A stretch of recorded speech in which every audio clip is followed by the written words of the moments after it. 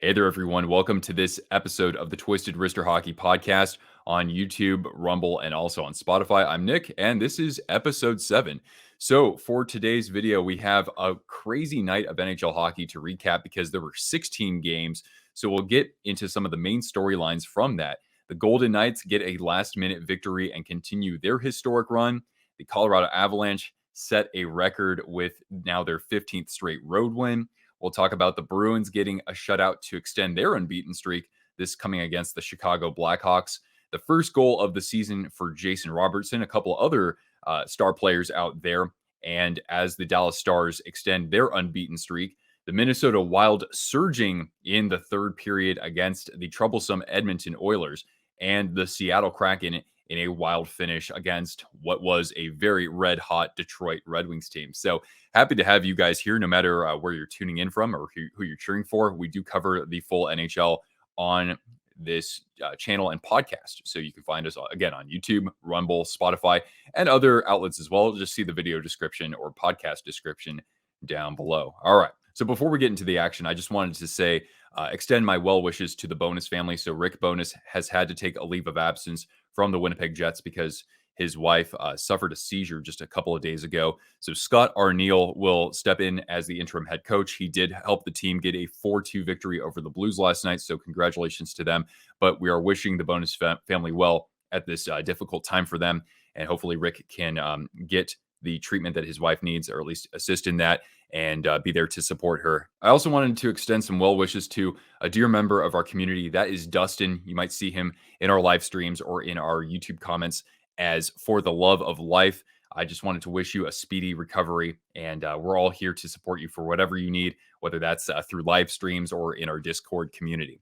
All right, so we're going to get started with the Frozen Frenzy. There were 16 games, first time that's ever happened in one day. A little bit odd that this would happen on a Tuesday evening in October when the season's still very young and fresh. The games aren't quite as meaningful. So hopefully this was a good kind of test for ESPN or whoever broadcasts in the future to actually have 16 games happen at once. Maybe one day we can see something like that later on in the season as we have playoff races and, battles for division seeding. We'll have that, and not at a time when the NFL's happening, right? So football is still the big mainstay right now in sports, but hockey will have a better opportunity, I think, later on in the season. So we had 16 games, the first of which that we'll recap. The Golden Knights, again, a historic start to their season. They now have the record for the best start in a defending championship season. So the previous record was 5 straight wins to open the year. They've now extended their record to 7 straight wins, and they had to do so by coming from behind in the third period against what has been a fairly good Philadelphia Flyers club.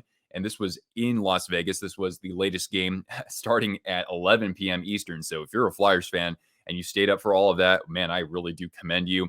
So the Golden Knights battle back midway through the third, and Shea Theodore scores the winning goal, his second of the season, with just 31 seconds left. And we actually have a clip of that, right? Oh, wait. Oh, StreamYard always coming through in the clutch, right? So anyway, we'll get to that goal in just a second. But the Golden Knights, I mean, it doesn't matter who it is. Everybody is contributing on this team.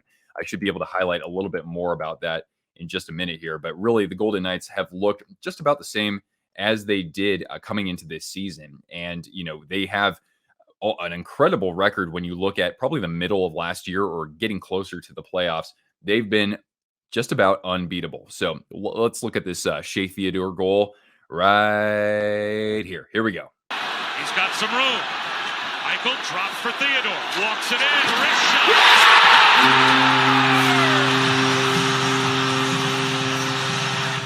Yeah, the crowd was absolutely going bananas after that. Now, there is a bit of a caveat to the Golden Knights run right now, and some of the other teams that we'll talk about who are still unbeaten.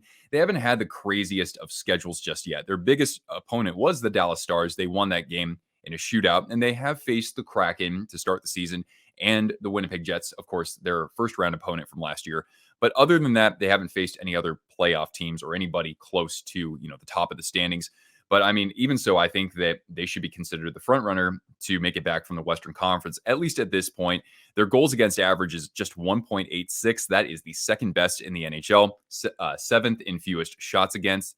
And the depth just continues to show up for this club with over 10 players with at least 4 points through 7 games. So you're getting a point every other game at the least from 10 players already. So it's not like Jack Eichel or Jonathan Marchessault has to shoulder the workload for this team. And I looked at this roster and I said, well, like, you got Michael Amadio and Brett Howden, but players like that are contributing, or it might be somebody from the defense. It might be, who knows, Dorofeev, or it could be Shea Theodore, as we saw this last evening. So Vegas, again, just an incredible run to start this season, but they're not the only team we'll talk about in respect to that. Then we've got the Colorado Avalanche, and they were taking on the New York Islanders, and they have now officially set a record in the NHL, winning their 15th straight road game. Now, when you look ahead to see if they can actually extend this streak, they've got the Pittsburgh Penguins on the 26th, so that's tomorrow as I make this. The Buffalo Sabres 3 days later on the 29th, but heads up, if they actually extend it to, what would that be, 17 games, their 18th or their opportunity to get to 18 straight road wins, well, their next road game will be on November 4th in Vegas, and absolutely will be the game of the year so far. So last night's game, they lit the lamp 7 times, technically a couple of empty netters, but really anytime you can put up 5 goals against the New York Islanders, especially with Ilya Sorokin in net, then you know that you're doing something right. So the winning goal for the Avalanche was the 5th of the year, scored by Mikko Rantanen to make it 5-4, and we'll play a clip from that. Islanders win this draw. That shot stuffed away into Tar. Moves it down the wing, overskated that puck, sends it across, brings it in, shoots and scores! Yeah, so the Avalanche are just about doing everything right out there. They are 3rd in goals for right now, and they are 3rd in goals against average. So Georgiev has looked great so far, and he's actually played every game for the Avs. And this is a team that doesn't have to rely just on him. They have great defense. They have forwards that make good defensive plays. And they also have a good backup in Pavel Francouz as well. So the tandem will be on further display as the year progresses. Mikko Rantanen, by the way, his 5th goal, and also he has 7 assists. So if we have early Hart Trophy candidates, who knows, maybe he can stay in that race. He had 55 goals last season. And of course, Nathan MacKinnon coming off a brilliant season, but he didn't play 82 games. So maybe he'll have an opportunity to be a finalist and maybe win this trophy ultimately.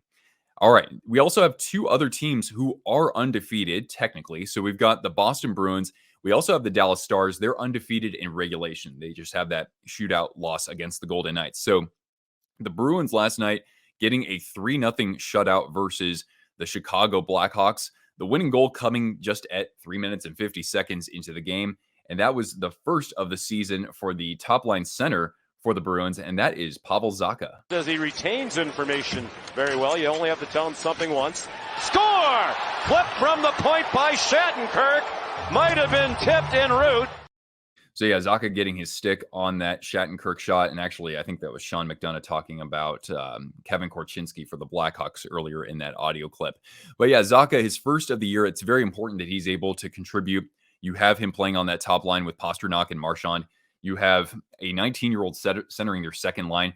And this team, they're sticking to what works for them, and that is defense and goaltending. Montgomery was the coach of the year. That system really benefited that team quite a bit.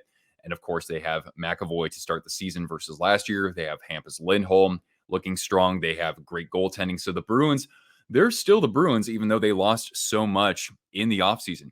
Now, Connor Bedard actually nearly scored, but the problem was that the goal was overturned for offside, even though the Blackhawks had held the zone for quite some time. A beautiful shot just outside the faceoff circle, I think, for Bedard. And unfortunately, it got called back. So disappointing to see that. But I'm sure we'll see more goals like that from him, especially the Hawks. They've had some difficult opposition to start this year. They've played the Bruins already twice. And so the Bruins have yet to actually surrender 2 goals in a game, or more than 2 goals, I should say.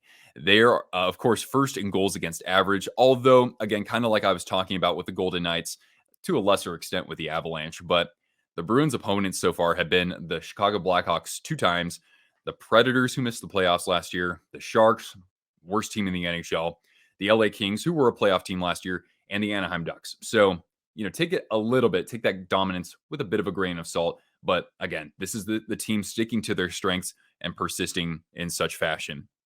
They'll have a little bit more of a challenging slate over the next couple of weeks. They've got games against the Red Wings, the Panthers, the Maple Leafs, the Red Wings again. I mean, we'll talk about them in just a little bit.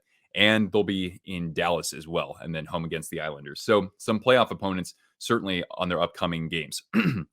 Now, speaking of the Dallas Stars, they have now moved to 4-0-1 with a convincing 4-1 victory over the Pittsburgh Penguins, who are off to a slow start. It's kind of weird seeing now the Penguins and also the Washington Capitals at the bottom of the Metropolitan Division. Again, just a couple weeks into the season.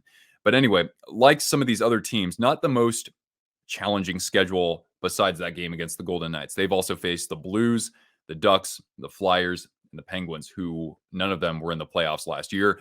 They have a perfect penalty kill so far. That's great. And Jake Ottinger, who knows, he might be making a run for the Vezina Trophy this year, especially kind of a bit of a chip on his shoulder after some disappointment in the playoffs as they progress. Right now, he's rocking a 1.44 goals against average, a 952 save percentage, and he's already saved 6 goals above expected, or 6 goals above goals saved above average.